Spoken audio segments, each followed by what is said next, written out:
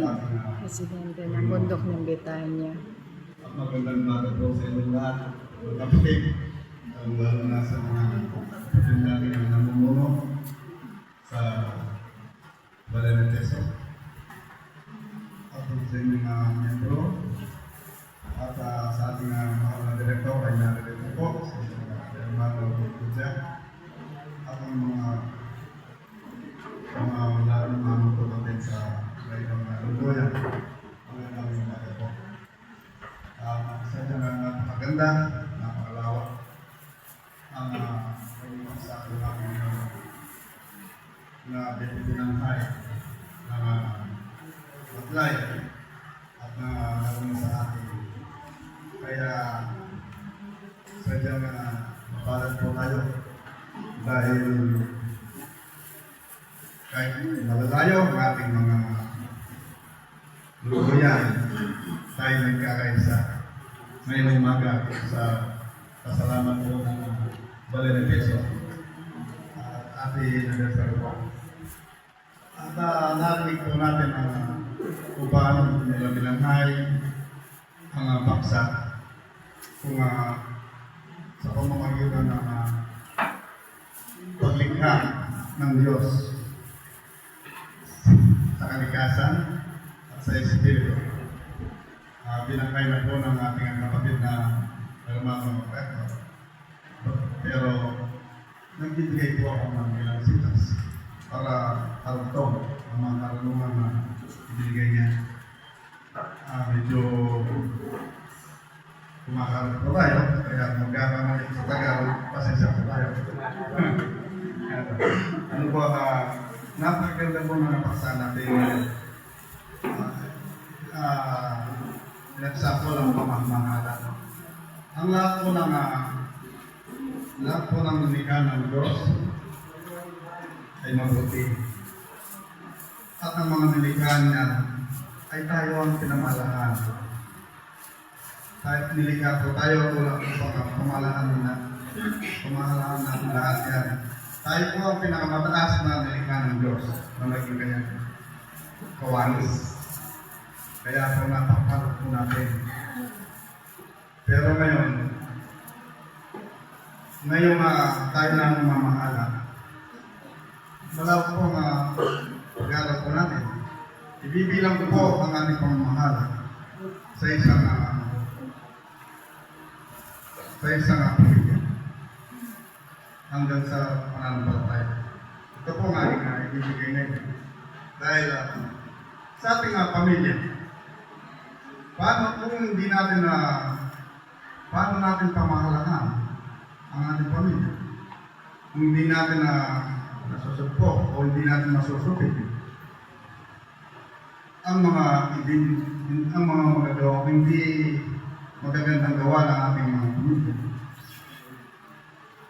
Paano natin pamahalahan ang ating pananampalataya kung hindi natin mapamalahan ang ating mga pamilya? Sabi ng sulatan. Kaya kailangan po ang ating paninindigan sa ating pagkakama-ina sa ating mga pamilya o anak. Kailangan gawin natin may kaingatan. Dahil sa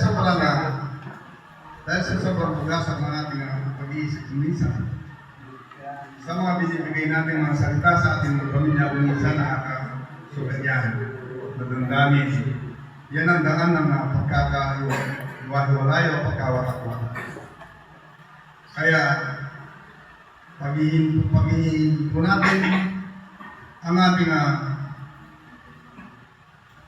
ating pagsupit sa ating mga pamilya sa mga gawa hindi magaganda.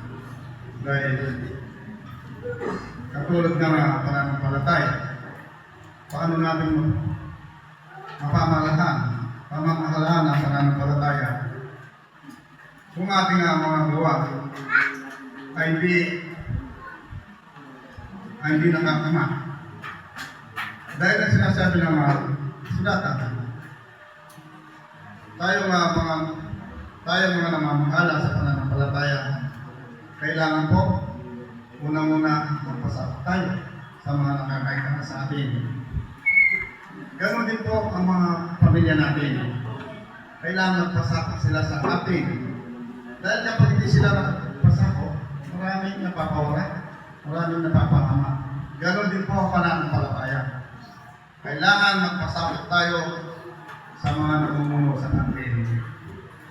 Dahil ang mga tinuturo nila, binibigay nila ng aral na hindi lang po para sa kanila, kundi para sa atin lahat may kasusulong ng ating pananampalataya. Upang ang ating pagsama-sama doon, makikita ang isang puklot na walang salang-sangan. Bakit po kayo tumawa? Papalayo natin. Na walang pagkakaiwalay. Naintindihan ako din naman ako, kaya hindi siya tumatawa. Kasi siya na po kayo na. Kasi po napakakalad po natin dahil tayo namamahala sa pananampalataya din natin. Sa pamumuno natin. Kapag natutunan natin ang daan ng ulit, ay sadya natin. Marami po ang sasama sa atin sa daan ng ulit. Pero kapag yung nakikita nila sa atin, iwalay ang ating mga gawa sa ating pananampalataya. Malayo po. Wala tayong makakasama mga kapatid. Kaya, habang namin po tayo, lahat po ng ating magagawang mabuti, gawin na natin. Dahil yan ang madadala natin sa kabilang buhay. Ang sinasabi ng kasulatan, sinilang tayong lubas dito sa lupa at babalik po tayo walang lubas din. Pero ang madadala natin, yung magagawa natin ang mabubuti. Yun po ang ating madadala. Maraming salamat po. Ang bundok ng Bitanya ay nag-iisa sa 44 ninyong salamat. Maraming salamat po.